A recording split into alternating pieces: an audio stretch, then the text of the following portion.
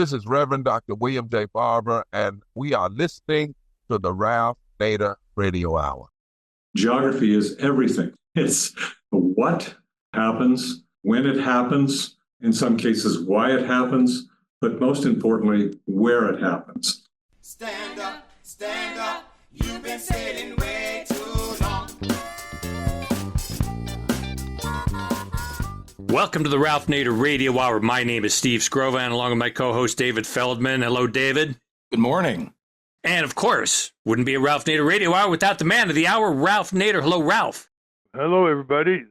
We live in a world of data and analytics, most of which is used to surveil and manipulate us. But what if we use those tools to tackle humanity's greatest problems? Our first guest, Jack Dangermond, has developed mapping technology to do just that.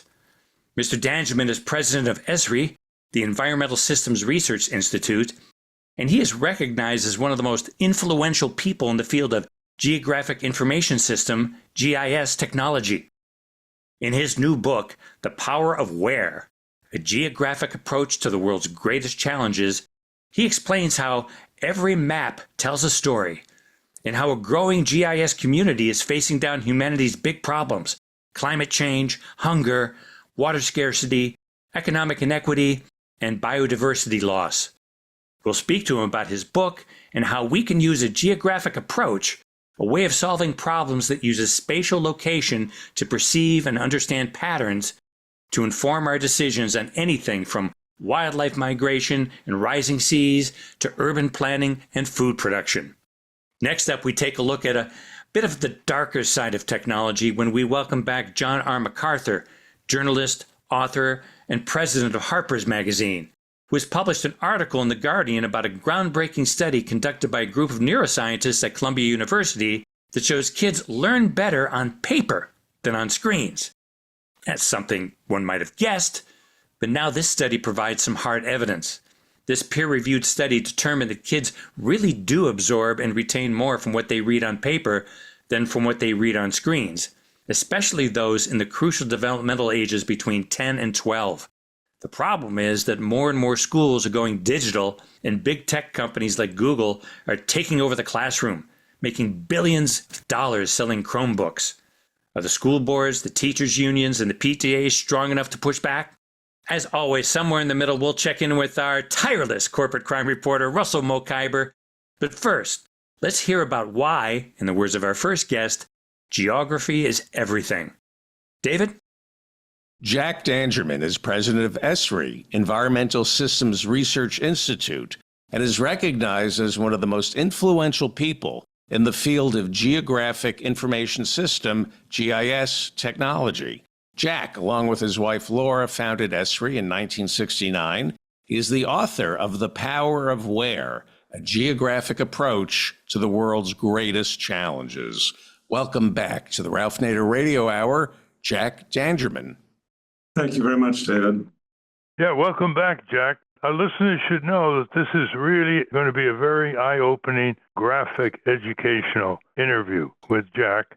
And you'll see all the uses back in your own community in GIS technology. And we'll get to that in a moment. But he's out with a new book with a very unique title. You'll never forget it. It's called The Power of Where. And it has the globe on the cover. And it goes into all the various applications of GIS. And so let me ask you this, Jack, to begin. Who created the first versions of GIS? I guess there was a Canadian involved here. And describe it briefly before we get into the details. Yeah, this was the gentleman you mentioned is Dr. Roger Tomlinson, and he came up with both the name, but also invented some of the first technology to model geography. Geography is the science of our world inside of a computer. And part of it had to do with just accounting for geographic stuff across Canada. He built the land inventory system of Canada, and he made maps from it and did quantitative assessment of things like how much forestry or how much water or how many minerals there were right across the entire country. This was done on a mainframe computer, so it was rather expensive and slow. And this is about when I got interested in it. It was like I was in a lab at Harvard called the Lab for Computer Mapping and Spatial Analysis. And wow, it was so amazing because you could actually model geography, the science of our world, inside of a computer and make these, in those days, very awkward computer-made maps. But those maps were interesting because they told stories about things that normal maps didn't. Quantitative relationships and patterns across large areas. So I was hooked, Ralph. I got totally hooked. My life was wired into pushing and working in this field ever since.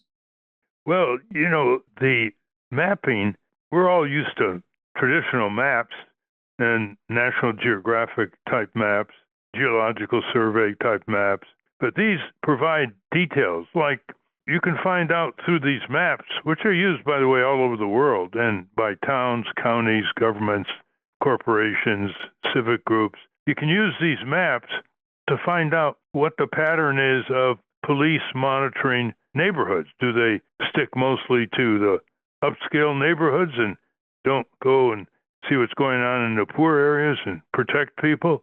You can monitor what kind of land parcels are owned by your municipality, for example, or your state or the public lands bureaus of the federal government.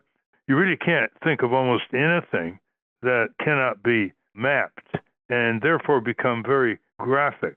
Years ago, Jack called up and said, help us apply GIS to civic action, civic advocacy. And with John Richard and John Brown, our public interest lawyer, working on racial redlining in the cities by financial institutions, the banks and others, we use these techniques, GIS techniques, applied federal government data, and in a report we came out in the 1990s, it was called Racial Redlining, a study of racial discrimination by banks and mortgage companies in the United States. And the map showed the worst case lending patterns as prima facie evidence of unlawful discrimination against low-income areas in mortgage lending. And so the applications for civic work still needs a lot of attention. I don't think the potential has been reached anywhere near what it could be, especially as the field, as the technology just explodes with innovation. Now, Jack, you wrote this book, The Power of Where, and you'll tell our listeners how they can get this book. Tell us why you wrote it. Well, this is an interesting field. I mean, obviously, it has been the passion of my life. It's grounded in the idea of geography and applications of geography. So geography is the science of our world. It's not just the study of place names or, as you said, National Geographic kind of qualitative stuff. It's actually everything. And I say that very carefully. Geography is everything. It's what happens, when it happens, in some cases, why it happens, but most importantly, where it happens. So this technology is a way to abstract all of that geography into a database so that you can make maps from it and do analytics with all of that information. Maps are what I might call the language of geography, and they're very intuitive. This word on the cover of the book, where, I could have said the power of geography, but I chose where, because the word is magical, Ralph, in the sense that everybody knows about where. Like, where were you born? Oh, I was born in Connecticut, like you, or I was born in Redlands, like me. Where did you first drive a car? Well, in your case, you didn't drive a car, but where you went to school, where you live, where you like to go to your favorite. This word is wired right into the brains of everyone, and they talk that lingo. So the power of where, in a way, is the power of geography. And geography abstracts inside of now a computer everything, things about the environment, environmental layers, we might say, and things about the economy, where growth is happening, where wealthy people live, about society, about where poor people live, where there's disenfranchisement, where there's bad stuff going on, where there's good. It's everything, actually. So the power of where is about everything. Jack, let's get to the applications. And Listeners should know that there are a lot of local applications for your neighborhood and community, but let's look at some of the really bigger applications. In the book, you have a chapter called Integrative Wildfire Data Reporting. Yes. And we hear regularly these gigantic wildfires in Canada and Oregon, Northern California, Montana, not to mention Maui, and all over the world now with global warming. Explain how GIS can be used here. Well, everything, meaning including disasters, flooding, fire, and so forth. We need to understand where this is happening, where it might happen.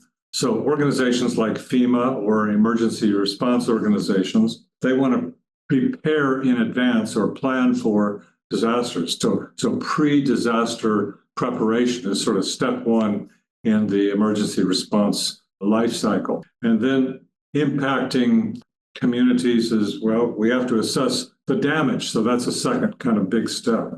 And then responding to a disaster, well, that's another step in the overall cycle. So forecasting, planning, responding, and then recovery, the sort of life cycle of an emergency organization. And this is happening, Ralph, in virtually all communities now around the world. It's accelerating, as we know, with climate change. Where is it going to happen? What's going to be our response to it? Then responding, then being able to figure out how we recover from a disaster like a Maui fire. These are the sort of logical steps. And maps become the language for all of that. People understand maps. Every map tells a story, and the story could be before an event, during an event, responding after the event. Maps are stories, actually. That's a way to think of them. Or you might say maps are a language that people are learning very rapidly, given the digital revolution that's happening in mapping. Well, how can GIS be used to deal with pandemics, before they become pandemics, when, say, they're rising out of an area in China or Africa, Ebola pandemics, and of course the COVID pandemic? How could that, if it was used, reduce some of the millions of deaths from the COVID pandemic around the world? Our government under Donald Trump was pretty laggard in those critical weeks in 2020. Give us a scenario of what could have been done. Well, in the case of Ebola, which happened the administration before, Ebola got in a box. WHO began to map it. They set up quarantines zones, and they shut it down in West Africa. In the case of COVID, it didn't get into a box. And while people tried to do quarantining and stopping it, it didn't happen. The Johns Hopkins map, which many of your listeners, I'm sure, looked at multiple times, was looked at like 1.4 trillion times. And it educated the world to not only what the patterns of the disease looked like, spreading across into New Jersey, up into New York, across our country. People were looking at that map daily, seeing when is it going to come to my neighborhood. So one of the results of GIS-based maps was that everybody got aware of what was going on. And then there were many attempts to try to contain it. Different countries approached it with quarantine systems. But in the Ebola case, unfortunately, it wasn't like COVID. COVID, we were unable to get into a box, COVID. But in the case of Ebola, it was being able to be used in quarantine. So that's exactly what happened. Awareness, forecasting what would happen. And then, of course, GIS was used to pick the right locations where you could get vaccinated early on. And it's still used in that way. Well, you often say that GIS as a tool can help people make good decisions about how to address problems. Where is it in addressing solutions? Well, solutions are the magic answer, aren't they, on every front? But the technology itself doesn't create the solution. It's really driven by people.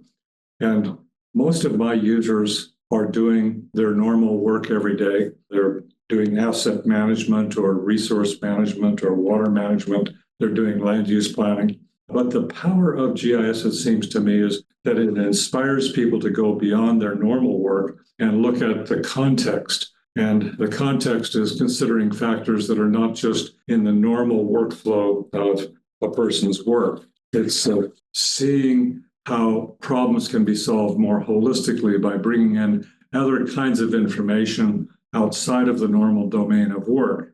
So engineers are now considering more effectively environmental factors or social factors when they're doing things like transportation design or building design. And that to me is very exciting. It's not the solution itself. That really comes from sort of human intellect. I don't really believe in automated solution creation, but I do believe in guided solution builders. You know, my background was landscape architecture and urban planning, and that's how I actually got excited about this field, as I saw how you could bring in contextual information to consider all the factors like the environment or social factors into the actual solving of problems. So it's not a magic bullet, but it's a tool that can help, I think, create solutions that come out of people's brains for creative design activities. You touched on the next question, which is you must be thinking about how AI, artificial intelligence, relates to GIS, and there are serious privacy invasion problems that could come to the forefront here. People are already talking about drones coming from insurance companies over their neighborhood and real estate companies. Give us your views on that. Well, AI is sort of in the vernacular of every technology company and probably everybody on the planet right now. It's definitely has some promise for helping automate things or look at analytics, understand relationships more effectively. But the risk, of course, is that it gets mixed up. It creates false results and the kinds of questions that are asked of it. We have two efforts going on in GIS. One of them is to use AI to build tools that are able to automate certain kinds of work and do extractions from information that's already collected. For example, remotely sensed information from satellites, we can now detect change, like fire change on a map and map it, create automatic maps that show change, or land use change, or vegetation change, or other change. And that's powerful because instead of having to go out in the field and collect the data, we can do this remotely and pull the information right into a GIS as a result. That's we're building tools to do it. The other big world of AI applications is what's called large language models. And this really deals with being able to scan information and answer questions. So I think of this as like talking with a GIS. People that are not necessarily trained in GIS can ask a GIS questions and have it bring back best answers. This is going on in a number of our customers, like in Dade County in Florida, where they've wired up to their website where citizens can go to the website and ask questions like, show me the areas where there's great places to live or where there's affordable housing or where there's this issue or that issue that citizens might be interested in. And the model that they have trained will look at all the government data and then come out with best maps or best answers from these questions that citizens put in. So is it perfect? No, but I think it represents a kind of new interface to technology, in our case, GIS technology, and the results can be maps or bringing together best of information that are available in government sources. So these are early days, Ralph. I wouldn't say that I'm a total believer in it, but if these tools are trained with the right kind of data, meaning authoritative source data rather than the open internet, they are showing promising results of better interfaces between all this information and what normal people, meaning non-technical people, are really asking. Can you describe GIS Day, how it's spread, and how can people get a hold of it and make it happen in their community? Yeah, I think if you just Google GIS Day, you can find all the references to it. But Ralph, this is something that you personally should be quite proud of. I mean, you introduced it to our audience, and I think it was 1996, as an idea for teaching people that are not technical about GIS. And at that time, it sort of struggled. People tried it a little bit. Anyway, by year 2000, and you might remember this at National Geographic, it really started going. Last year, there were nearly 4,000 of these events that were held around the world. And these events involve maybe 25 people visiting a GIS organization or a school to get more literate about GIS. But in some cases, there's actually thousands of people that come to one of these events. So I'd just say last year, maybe between 300 and 500,000 people experienced a GIS Day event in their community, sometimes in schools, sometimes in government agencies. And if you look at the accumulation of this over the period from when it got going, really, about around the turn of the century till today, it's impacted millions of people, gotten literate in what GIS is and how it can be useful to them. Now, speaking about kids, we have a program where all of our software is available to kids in school, K through 12 kids. And this program is with the National Geographic Society, where they have built data sets and we have built tools with them called the MapMaker that are now running in thousands and thousands of schools. I mean, this month, Ralph, over 1 million students are connected to this website at National Geographic called mapmaker.com, or you can just Google the National Geographic website and find it. And they're learning about geography in their standards-based environments in history and environment and so on, using interactive mapping tools to be able to learn about all sorts of things. So yes, GIS Day is very powerful. And Ralph, over between 3 and 5 billion maps, web maps are made every day. I'm not talking about Google Maps. I'm talking about thematic maps of demographics or various types. And kids are just coming alive with these new tools, learning geography and learning history and learning about the environment using these interactive environments. So GIS Day is fantastic, but also this program with National Geographic Society is sort of accelerating, making children geographically or spatially literate. And for me, this is a big thrill because I believe geography and maps, the language of geography, are a new kind of way to understand the complexity of our world. Our world is complex.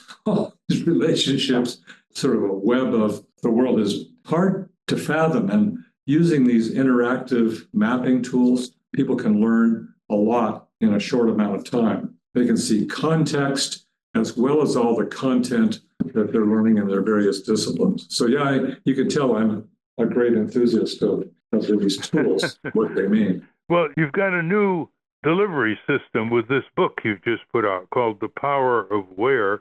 Since you have so much material on your website, what additional contribution do you think this book would make? I mean, it is pretty fascinating just leafing it through, the graphics, the color, the imprints, but it's hard to summarize why people should get it and use it. So why don't you do that for us? Anyone who's interested in the world should get this book, actually, because it shows, it's not authored just by me, Ralph. I've written major pieces of it and provided a framework, but it really represents thousands of people's pieces of work in doing this magical geographic information system practice. There are, I think, about 500 beautiful maps that show their work, and they stretch the whole gamut from conservation to healthcare to urban planning to looking at the world at a global level like climate change. So people that wish to become more spatially literate will find this, I think, interesting in an entertaining, interesting sort of way. So yes, I'm not trying to plug my book here, Ralph. I think it's selling like crazy, but I never thought I would be trying to sell my book. Anyway, it's an amazing book, actually. I'm very proud of it. Well, it's a perfect library book, The Power of Where, a Geographic Approach to the World's Greatest Challenges. And this is something that you'd want to give to your youngster listeners. It's hard to describe the impact, but for so many youngsters glued to their iPhone and developing very narrow vistas and nastiness back and forth and the exploitation of the internet companies, what they're trying to sell these children. I'll just offer this instead of the junk content that often is available. This is a real refresher because it's the power of geographic thinking. People grow and understand their world through geography and this language of maps. You have on page 19, for example, from source to sea, total mass of marine plastics per 100,000 kilometers, 2020 data. Yeah. And you have, like the Pasig River, the Tullahan River, the Klang River, in terms of tons here. I think, listeners, the way to really understand this book once you get it is look at this chapter that says The Power of Maps, which sort of is an overview, seeing the unseen, reducing complexity, archiving information, etc. Let's look at the dark side here. Every technology, when it's controlled by democratic instruments, often focuses on the public interest, health, safety, quality of life. But when it's controlled for illegal purposes or war purposes or commercial underground purposes, whatever, it can be very damaging. Can you give us an idea whether the GIS tool is now being misused and is out of control without legal and ethical frameworks, just like other technologies are being misused, very modern technologies as well as older ones? Yeah, we don't see a lot of it, Ralph. There's both.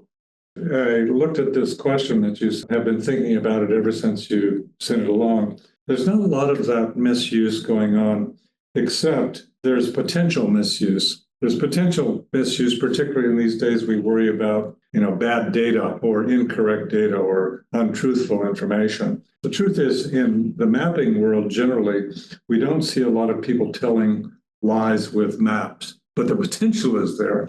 The content underneath it needs to come from authoritative source. And in our country, this is why the U.S. Census Bureau is so very powerful, because they provide a baseline authoritative source of demographic and population information, and it's open and it's accessible on their websites. You can make maps actually on their websites and see what the truth is. So no matter how people try to snark it or tell lies about information, we have strong baseline information in this country. It's one of our foundations. But the potential is there. I'd say another thought that your question brings to mind is the fact that historically, people with a lot of money, large corporations, for example, could have access to these tools and get the geographic advantage economically, so to speak. One of the forces that you put into motion was being able to make the same tools available to everyone. And it caused us to start a nonprofit program where our software is available to every NGO in the world. And there are now well over 18,000 of these NGOs who download our software and have access to this information to be able to have a voice in the context of, say, development forces in their community or corporate forces in their community. So a kind of balanced approach can be had. And I just want to really credit you and your colleagues for being the ones who really inspired this notion of having kind of a democratizing the access to this technology in various ways. I'd just say it's done an enormous amount of good. Well, I think there will be a national convention of civic groups here, local, state, national, international, to learn more how they can take their own causes and search for a more just society and connect it more. I don't see enough of the kind of reports that we put out on racial redlining by financial institutions and communities. I don't see enough coming out here. Don't you think there's some sort of disconnect here? Yeah, I think how do we bring that awareness to bear? I mean, Governor Walz, he's, I don't know if you've met him, but quite fond of him, actually. I mean, I haven't spent that much time with him, but over the last 4 years, I just went up to visit him one time, and lo and behold, here's a geography teacher as a governor. And I mean, I just, sometimes you meet somebody, it's like, oh my God, this guy really gets it. And he not only gets spatial literacy and teaching, he's just an amazing person. So in his administration, he's actually applied GIS in multiple ways and being able to look at issues that are dealing with disadvantaged populations, being able to target disadvantaged communities with various government programs. He's promoted GIS education in schools in the state of Minnesota and at the higher ed programs at the University of Minnesota. He's just an amazing person. I'm not saying this politically. Once in a while you find somebody who really is smart and literate about this field. So as I think about him hopefully becoming a vice president, I think he'll bring enormous good to our government. He'll promote. He was 23 years as a high school teacher. That's where he comes from. You were in touch with Mayor Newsom of San Francisco, who's now the governor of California. He actually wrote a book where he talked about how he used GIS in San Francisco. Is he doing more as governor here? Now, he just visited us a few months ago, and we built this interesting iPhone or iPad app for him. It has 28 maps on it. So he travels around the state, and he can click on any one of those 28 maps and get real-time information shown to him on a map, like real-time unemployment, real-time fire, real-time flooding, real-time information about what's going on demographically. He's an extraordinary person, and his dyslexia really is interesting to me. I have some of it myself. I'm very right brain oriented. I have a hard time, reading a prompter. I just I have problems with it. So it's not by chance that I'm so attracted to maps, I guess. But many people are this way. Maps are a kind of language that can transform how people understand quickly. And in his case, he's using this as a way to guide policy in his state. And the moment that Walz found that out, he wanted one of those for the state of Minnesota as well. So I don't know. I think that Walz is going to make an amazing White House person. He'll bring about the whole world of educating, talking with people, spatial literacy. He'll bring the different agencies together. One time I was up there, Ralph, and he asked me to meet with all of his department heads. There was not just department heads, but leaders across the state. There was maybe 300 people in the room. And he did something exactly what you said to me once in the 90s, I think, when you were running for president. You said, one of the first things I would do if I was president is I would meet with all of my leaders and acknowledge them for their work. He did that. And I was thinking, oh my goodness, this is really amazing. Acknowledging let's call them bureaucrats or public service workers for the work they are doing. And it motivated them. I could see kind of like a lightning in the room. People thought, he noticed me. He noticed the hard work that I'm doing. As a result, at least for that particular moment when I experienced it, I saw kind of a magic happening by a government leader, a political leader that I had only rarely ever seen. I mean, people are usually in those political situations outward facing, but he was inward facing, taking care of his staff and making sure they were doing the right thing and motivating them properly. I like him very much. Are you seeing the regulatory agencies like the Federal Environmental Protection Agency, Occupational Safety and Health Administration, OSHA, EPA, and the state versions, have they now pretty much integrated as a routine tool GIS? Or is it still a process of trying to persuade them? No, I think everybody has embraced it at both the national level and state level because it's foundational. Where is it? What's going on? Documenting things. Like also the value of remotely sensed information is now kicking in, from these satellites. We're able to observe change environmentally, holistically, and those are becoming part of the regulatory framework. I can't really talk about OSHA to the extent that I can with EPA. EPA uses it as a foundational tool for understanding and monitoring everything. By the way, on the other side, most large corporations now use it to do their best. I mean, my view of it is that they're not a bunch of crazy exploiters, although you could certainly take that point of view. Many of them are working hard to manage and create sustainability in their organizations. So this common language between both the regulatory side and let's say call it the private sector side is talking through maps, and they can understand the conflicts and the consequences of what they're doing. And I don't think I'm seeing this just through rose-colored glasses. I think it really means that they can focus on the fundamental issues of where by pinpointing exactly where. Take, for example, something like methane gas exposure, these new remotely sensed information systems that are coming out with satellite information are going to be able to help both the private sector and the public sector identify where methane gas is coming out and shut it down. And this is so very important for climate change. It's one of our big dilemmas. You know, we had Bishop William Barber on, Jack. You know him. He started Moral Monday in North Carolina. He's the closest person we have in this country to Martin Luther King. He travels all over the country. He's written a book called White Poverty.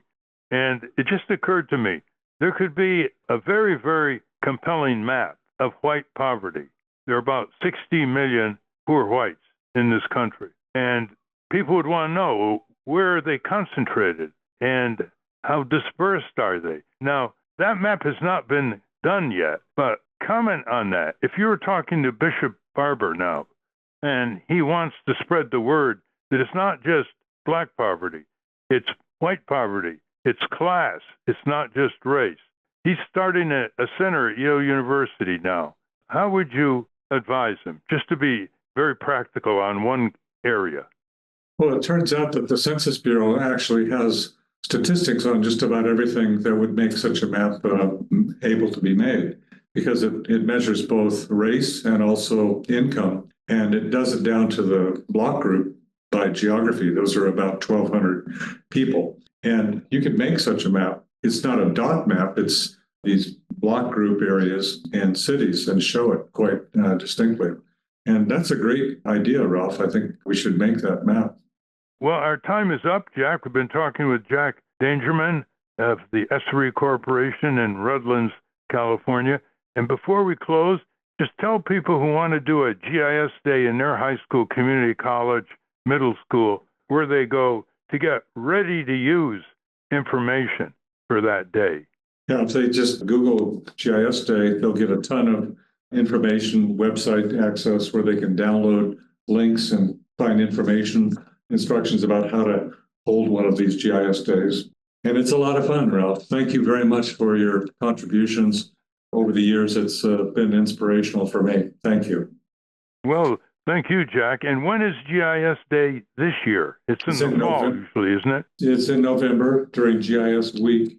And now you've got me stumped. I think I can't remember. It's one of those GIS day days. Maybe November 7th. I don't have it exactly at my fingertips. Sorry about that, Ralph. November 20th. It's okay. Thanks very much, Steve. November 20th, listeners. Thank you very much, Jack. To be continued. This is a rapidly evolving service, the evolution of maps. Thank you. Thank you very much, Ralph. We've been speaking with Jack Dangermond. We will link to his work at ralphnaderradiohour.com. Up next, turns out kids are deeper readers on paper than they are on screens. But screens are taking over the classroom. What can be done? But first, let's check in with our corporate crime reporter, Russell Mokhiber. From the National Press Building in Washington, D.C., this is your Corporate Crime Reporter Morning Minute for Friday, September 13, 2024. I'm Russell Mokhiber. Transportation equipment maker Wabash National is facing a $462 million jury verdict in a lawsuit filed by the families of two men killed when their car slammed into the rear of a tractor-trailer made by the company. That's according to a report in the Wall Street Journal. Attorney for the men's families argued that the trailer's rear impact guard wasn't strong enough to prevent the deaths. Rear impact guards are meant to keep smaller vehicles that crash into the back of tractor trailers from sliding underneath.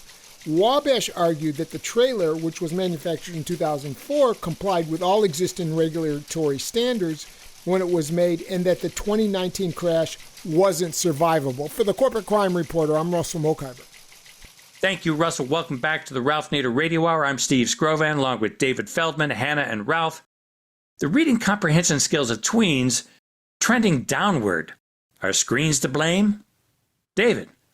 John R. McArthur is the president publisher of Harper's Magazine, a journalist and the author of several books, including Second Front, Censorship and Propaganda in the 1991 Gulf War. Welcome back to the Ralph Nader Radio Hour, John R. McArthur. Thanks for having me, David. Rick, one of your latest engagements is a study that you have been forecasting that came out in final form by scholars that basically say that children learn better when they read on paper than when they read on screens. Well, intuitively, I always thought that was the case. I mean, first of all, there's no distractions like they are reading on the screen with all the things that distract them. And then just it feels better to read on paper. But intuitively is not conclusively. But you think highly of this study and its importance. Could you elaborate? Yeah, this goes back 10 years to a conversation I had when I was giving a lecture at the Columbia Journalism School about the sorry state of journalism and the crushing power of Google and Facebook. And I got into a conversation with Steve Schlesinger, who you might know from his book, Bitter Fruit, about the American overthrow of the democratically elected government in Guatemala. Anyway, I said to myself, we have to find out whether or not people do better, or it's better for people to read on screens versus paper, because the whole world is going towards screens with a big, big push from big tech, from monopolistic big tech. But I said, we really need to have an objective study. Now, it turns out there'd been a lot of social science that had already, especially this Norwegian social scientist named Anne Mangan, done a lot of pioneering work on it. And all the social science suggested or showed that young people and old people absorb more and retain more when they read something on paper. There were also handwriting studies. There was a famous one at West Point where they found that if you took notes by hand instead of on your laptop, you perform better on your final exam. Anyway, a friend of mine in public policy told me, who worked for the mayor's office in New York, told me, you'll never convince anyone of this point unless you have a serious neuroscientific study done in a lab. So it took me years to get together the best minds at Columbia University. And I finally found a group of neuroscientists who were willing to do this controlled experiment with kids aged 10 to 12 years old. I had to raise the money. I raised the money from Vartan Gregorian, who you knew well. And it was a complicated study because they had to get these kids to sit in a room and read the same text on paper and then the same text again on screen, wearing these hairnets with electrodes so that they could read their brain waves while they were reading, EEGs. But what do you know? They came back after a year and a half and told me that, in fact, there was clear evidence that these 10 to 12-year-olds were engaged in deeper reading, which means effectively more intensive and more comprehensive reading when they were reading the text on paper than when they were reading on screen, where they saw a clear, shallower absorption or reading level than on paper. So I said, this is fantastic. And I wrote a piece about it for The Guardian, which ironically appeared nowhere on paper. It's only been online, but it was a huge hit, went all over the world, 500,000 hits. But you could still hear a pin drop after the piece came out because Google is in this incredible, corrupt conflict of interest where they're selling cheap laptops, Google Chromebooks, to public school systems that are simultaneously eliminating their print libraries. And the con is that you can get an entire library on your Chromebook, which is literally true, but it's not the same experience reading the text on the screen as it is reading on paper in a traditional book or even on a mimeograph or a photocopy. So it is criminal what Google is doing. They're making billions and billions of dollars, not only off of selling Chromebooks to public school systems, but also from addicting kids to screens so that they forget how to read on paper or lose interest in reading on paper. And nobody's doing anything to stop it except a few people like me and a few enlightened public school people who are beginning to realize. I've heard this from teachers, particularly special ed teachers, who tell me they're in crisis because they're forcing their kids, some of them special ed, some of them not, to take tests on screens, and they can't handle it. We don't know exactly what it is about the screen. It could be the backlighting. It could just be the formatting. It could be the scrolling. It's not clear, but the evidence is solid and it's scientifically tested. The study's now been peer reviewed and published in PLOS ONE, which is a scientific journal. absolutely clear that there's an advantage to 10 to 12-year-olds learning to read on paper. And this is important because that age, 10 to 12, according to all the research, is absolutely crucial in a child's development of critical reading skills. To which I might add is exactly why my sister, Claire Nader, directed her book, You're Your Best Teachers, to the tweens, to 9 to 12. You're absolutely right on that. Yeah. And so let me ask you, what was the reaction by the National Education Association, the teachers' unions, other educational groups of principals of schools? What was the reaction to this study? Nothing. I've heard very, very little from these people. I keep trying to get it written about. There's been a little bit of journalism done on it besides my piece, which you can get online. It's just put my name, John R. McArthur, Guardian, and the piece will come up right away. But I didn't get any official reaction from the people who really should care most about it, which are the teachers' unions and the public school principals associations and the Department of Education in Washington. Well, this is pretty stunning because the teachers' union like to protect the independent judgment of teachers. They don't like all this massive testing, day after day, standardized tests. But now we have a new factor, listeners. This was new to me a few years ago. Google is taking over the classroom. They are automating the process of education, and they are swarming over these schools and educational districts with their salespeople and promoting it with all kinds of questionable assurances. Describe what it's like. I mean, all these things that are going into the classroom that I'm sure many of our listeners have never heard of. I have a perfect quote for you because the Teachers College team, which is essentially the education school at Columbia University, held a symposium last September 2023, and they invited the leading neuroscientists in the country on the brain and reading, a guy named John Gabrielli at MIT. And Gabrielli, just off the cuff, in response to a question, told the whole story of what's happening, that the salesmen are in Quote him. And I'll quote him right Quote here. him. He said, "I am impressed how educational technology has had no effect on scale, on reading outcomes, on reading difficulties, on equity issues. How is it that none of it has lifted on any scale reading? It's like people just say, here is a product. If you can get it into 1,000 classrooms, we'll make a bunch of money. And that's okay. That's our system. We just have to evaluate which technology is helping people and then promote that technology over the marketing of technology that has made no difference on behalf of students. It's all been product and not purpose." This is Gabrielli, who's a completely objective neuroscientist. Now, I disagree with him. I don't think it's okay to rob kids of their potential when they're 10, 11, 12 years old, their reading potential, by forcing them to learn to read on computers.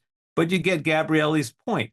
The salesmen are in charge, and the purchasing agents at XYZ public school system, I cite the Levittown School District school superintendent, a guy named Todd Winch, who actually said, it's incredible, quote, I'm quoting him, "One silver lining from the pandemic was that it pushed us forward to quickly add tech supports. So now Google is selling them Google Chromebooks, and they're presumably more of their libraries are being eliminated. Their books are being thrown out." Are they whining and dining these school procurement people?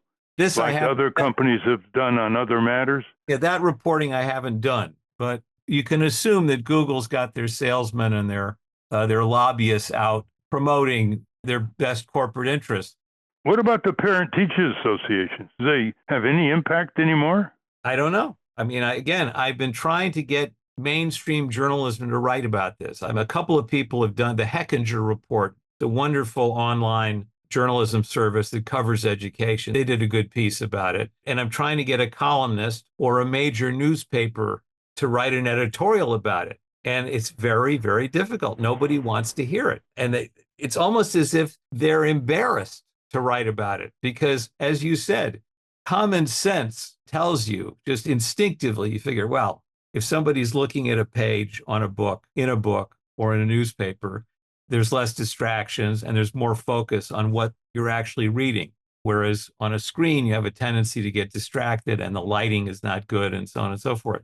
But now the obvious has been proven. And I get the sense that they're almost ashamed. They just don't want to address it. Or they're in so deep with big tech. My principal rival used to be The Atlantic magazine. Apple essentially owns The Atlantic. Mrs. Jobs, Steve Jobs' widow, owns The Atlantic. And I presume she's the biggest shareholder in Apple. They don't have an economic interest in promoting reading on paper for kids or for adults. And one thing I've been saying more and more in terms of, because there was this wonderful decision in the antitrust case against Google that the Justice Department won about a month ago. Really, what we have to be doing more and more is using paper and using the post office, because those are the only things that Google doesn't control now. They control everything. They've got more lobbyists than there are congressmen in Congress. Facebook and Google together are incredibly powerful in Washington. I'm sure you've heard the stories that I've forgotten his name. The big tech guy who's trying to get Lina Khan fired from the FTC because of her positions on antitrust, and saying, I'll give more money to Kamala Harris if she promises to fire Lina Khan. These guys are brazen monopolists, and they're not afraid of anybody. So maybe the PTAs and the newspaper editors and the teachers unions are afraid of big tech. They're just afraid. They don't want to get on their wrong side. Hannah? My question is about the applications of the study. With any new technology, tends to be blowback. And with the onset of digital media, there was the risk of conflating legitimate concerns with the moral panic. Reading everything on screens is going to degrade our brains, just Right. like reading the Bible printed rather than beautiful manuscripts. I'm sure it can go back through history and find examples. So, the study conclusions point out that applications, quote, applications for digital reading should not be dismissed either. And quote, it talks about the importance of accessibility, adapting texts and formatting for students with learning disabilities and other adaptive needs, the ability of digital media to change quickly. If information changes, it's harder to change it in text than it is to change it digitally. So can you speak to either the next steps with this study or what you see the real world application being? Or is it just you're sounding an alarm and you just want people to have the information? Well, I'm sounding an alarm, and I want people to have the information and do with it what they will. I mean, it's supposed to be in a democratic society where every local school district with a school board votes on the budget and decides, are we going to spend X amount on computers, X amount on books, X amount on the football team, et cetera, et cetera. That's something everybody is supposed to debate in open hearings. And of course, I would like them to spend more money on books because, as I said, without paper, we're completely at the mercy of big tech. They're destroying the journalism culture, as you know. I mean, they've stolen all the advertising. They've violated everybody's copyright. Nobody owns anything they write anymore. Google just takes it. And with artificial intelligence, it's going to get even worse. But I'm not against screens per se. In other words, they have uses. For example, I put the Harper's archive, I digitized it 20 years ago. I spent $1 million doing it. And I indexed it. I had it indexed so you can search every page of Harper's magazine going back to 1850 by subject or author, which is very useful for anybody who's interested in learning about what was happening or what was being said about a certain subject in an intellectual magazine since 1850. And so it's got tremendous uses and advantages. It's also quite right that for some special needs kids, it's easier for them to handle the screen because they can't manipulate a book or because their eyesight doesn't work as well on the page as it does on the screen because they need an illuminated screen. But for the great broad mass of students, this neuroscientific study seems to be conclusive and terrifying. Because what I keep saying to people is it doesn't just apply to general readers like us, it applies to specialists. When they call the mechanic to come stop the radiation leak at Chernobyl, where did he or she learn his repair techniques? On a screen or from a textbook? or from a manual, a printed manual. Airline pilots, everybody who reads to learn or to help protect society or to inform the public or whatever is affected by this. And so I really am sounding the alarm. And it comes from just basic comprehension. The question, will kids learn how to read? Because if it turns out that, in 20 years, everybody is reading at 20, 30, 40% below their potential, that's a catastrophe. That's a social catastrophe. If the whole society is reading below its potential efficiency because they've only learned how to read on screens. Thank you very much. We've been talking with Rick McArthur, the publisher of Harper's magazine. You should read it, urge your library to get it, and contribute letters to the editor once in a while, as well as subject matter ideas. Thank you very much, Rick. Thank you, Ralph. I want to thank our guests again, Jack Dangermond and John R. McArthur. For those of you listening on the radio, that's our show. For you podcast listeners, stay tuned for some bonus material we call the Wrap-Up, featuring Francesco DeSantis with In Case You Haven't Heard. A transcript of this program will appear on the Ralph Nader Radio Hour Substack site soon after the episode is posted. Subscribe to us on our Ralph Nader Radio Hour YouTube channel. And for Ralph's weekly column, it's free. Go to nader.org. For more from Russell Mokhiber, go to corporatecrimereporter.com. The American Museum of Tort Law has gone virtual. Go to tortmuseum.org to explore the exhibits, take a virtual tour, and learn about iconic tort cases from history. We have a new issue of the Capitol Hill Citizen. It's out now. To order your copy of the Capitol Hill Citizen, Democracy Dies in Broad Daylight, go to capitolhillcitizen.com.